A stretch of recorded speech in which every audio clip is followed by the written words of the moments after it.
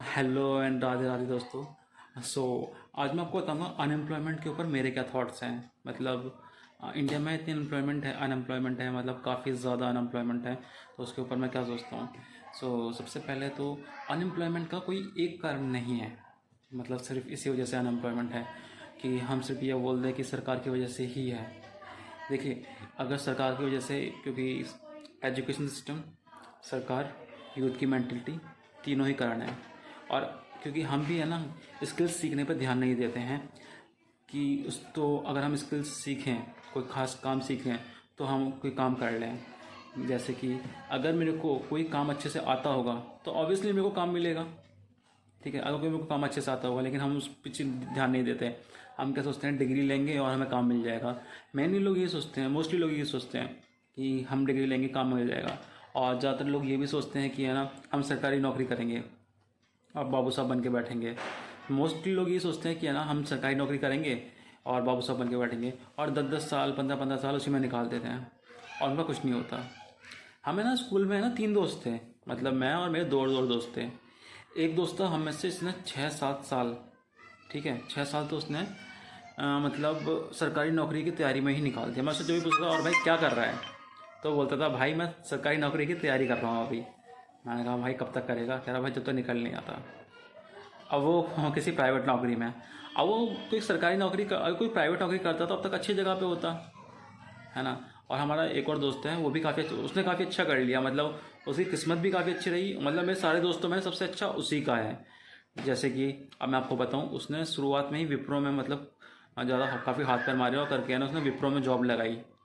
ठीक है, अभी वो वर्क फ्रॉम होम कर रहा है और अच्छी खासी उसकी सैलरी है।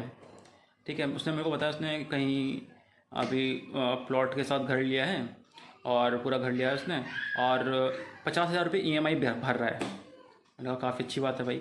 तो वो काफ़ी अच्छा कर रहा है। अब अनएम्प्लॉयमेंट उसके लिए नहीं है, उसने हाथ पैर मारा, उसने स्किल्स डेवलप करी, उसका ठीक था। अब इसमें किस्मत की भी बात रहती है। अब अब एजुकेशन सिस्टम भी ऐसा है कि है ना, हमें स्किल्स डेवलप करने पे फोकस ही नहीं किया जाता। अब जैसे कि चाइना है, चाइना पहले हमसे पीछे था, लेकिन अब क्या है, उनके यहाँ पे है ना स्किल्स डेवलप करने के लिए फोकस किया जाता है। अब ओलंपिक्स में वो भी इतने आगे बढ़ रहे हैं, क्योंकि है ना, उनके अंदर बताया जाता है कि हाँ भाई आगे बढ़ो, आगे बढ़ो, आगे बढ़ो, आगे बढ़ो, है ना। क्या कहते हैं, मतलब छोटी क्लास से 5, अगर बंदा है ना 5-6 साल का हो गया ना, तभी से उसको देख लिया जाता है कि है ना, हाँ किस फील्ड में डालना है इसे, उसी में फोकस करा दिया जाता है उसे। मतलब 5-6 क्लास तक तो बंदा परफेक्ट हो जाता है ना।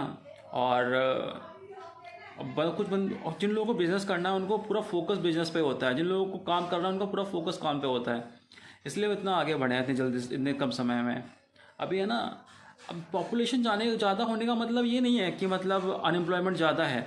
अब देखो मैं आपको एग्जांपल बताता हूँ, जैसे कि है ना, मेरे पास है ना 20 ट्रक हैं, 15 ख़राब ट्रक हैं, 5 सही सही ट्रक हैं। ठीक है, तो मैं बोलूँगा यार मेरे पास इतने सारे ट्रक हैं, बेकार हैं सारे, तो मेरे पास ख़राब है। ठीक है, अब मैं बोलता हूँ कि है ना, मेरे पास है ना 20 अच्छे ट्रक है। ठीक है, तो सारे के सारे काम किए, वो तो अच्छी बात है ना। भाई मैं कह रहा हूँ पॉपुलेशन ज़्यादा होना ख़राब नहीं है। ख़राब है, क्या कहते हैं, अनस्किल्ड पॉपुलेशन होना, जिसको कुछ आता नहीं है।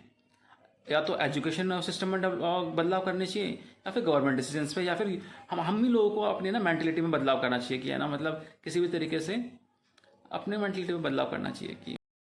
और ये बदलाव दोनों तरफ से होता है, मतलब सरकार की तरफ से भी और जो जनता होती है उनकी तरफ से भी। ठीक है दोस्तों, जय सिया राम।